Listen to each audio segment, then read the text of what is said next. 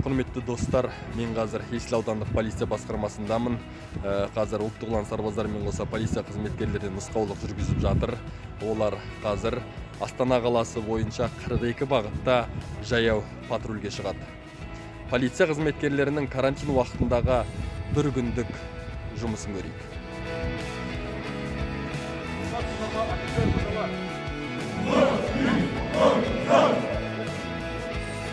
Карантин талаптарын сақтау мақсатында, сақтауды қамтамасыз ету мақсатында сіздер бүгін жаяу патрульге қызмет атқарасыздар. Жаяу патрульде қызмет атқару барысында басты мақсат азаматтарға карантин мен төтенше жағдайдың талаптарын дұрыс түсіндіру. Қызмет атқару барысында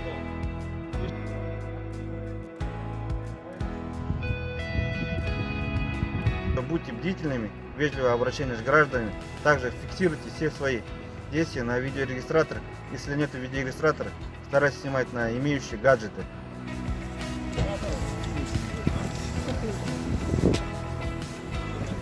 Бүгін маған осы кезекшілікпен бірге жүруге рұқсат етті. Олар карантин талаптарын бұзғандарды анықтап, сонымен қоса профилактика жұмыстарын жүргізетін болады.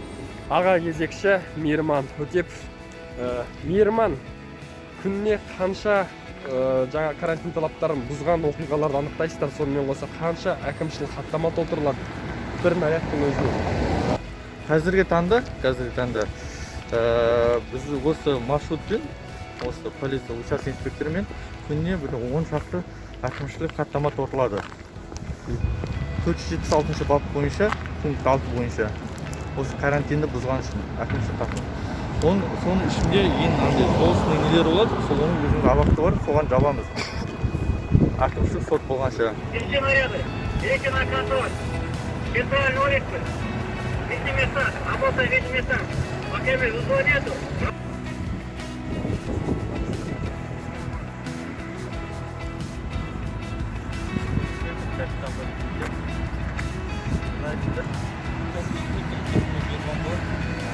Документтеріңіз болады ма сіздер?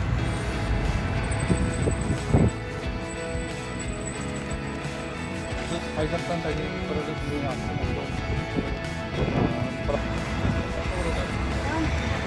банкты куәлігіңізде болады ма?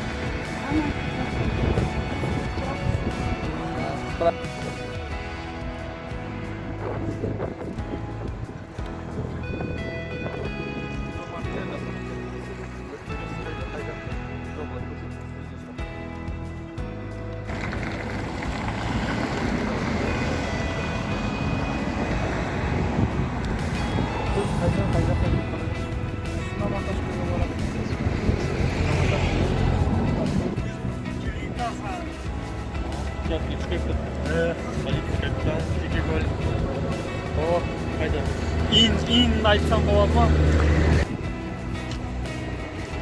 Орталық 28-30-ға орталық.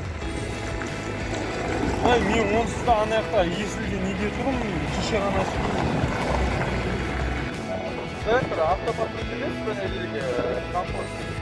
Гостиница комфорт, гостиница человек, средства стоять. Я қаланы ма? Центр, под 83.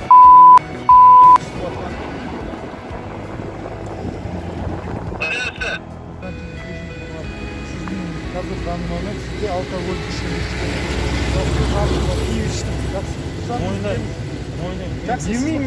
жақсы, онда бізбен бірге полиция басқармасына баруыңыз тура келеді. Қай жерге барамыз? Менімен бірге жүріңіз, машинаға отырыңыз. Давай, барам. Бауыржан есімді азамат шамасы ішіп алғанға ұқсайды. Өзін жұмысқа кетіп бара жатырмын дейді, бірақ анықтама қағаздары жоқ. Полиция қызметкерлеріне қарсылық білдірген болатын. Қазір бөлімшеге барып анықтайтын болады.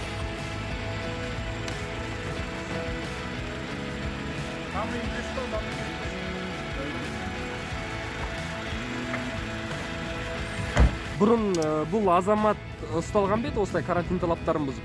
Карантин талаптарын бұзғанда олай ұсталмаған. Бірақ ішіп алып, алкоголь ішімдік ішіп отыр деп хабарлама түскен.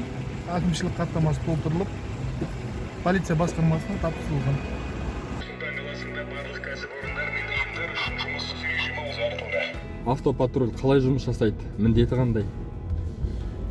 Автопатрульмен жүрген кезімізде мысалы таңертең 8:30-нан жұмысымыз басталады біздің Есіл ауданымыз бойынша. Барлық дворларға кіріп, патрульмен бізде берілген тапсырма халыққа ескерту жұмыстарын жүргіземіз. Өзге де қылмыстар қазір азайды ма карантин уақытында, жоқ әлде тиісінше көбейді ма? Қылмыстар азайды деуге болады.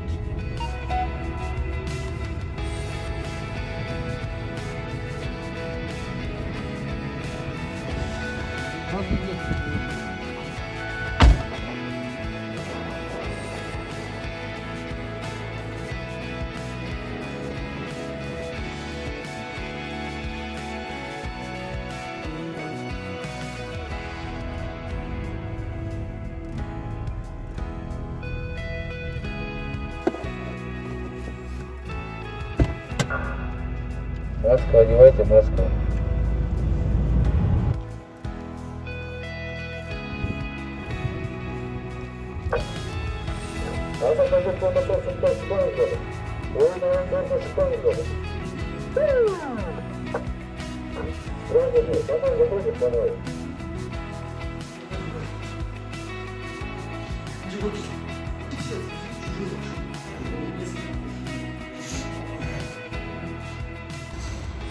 Кезекшілік барысында шамамен 15-ке жуық адаммен жолықтық.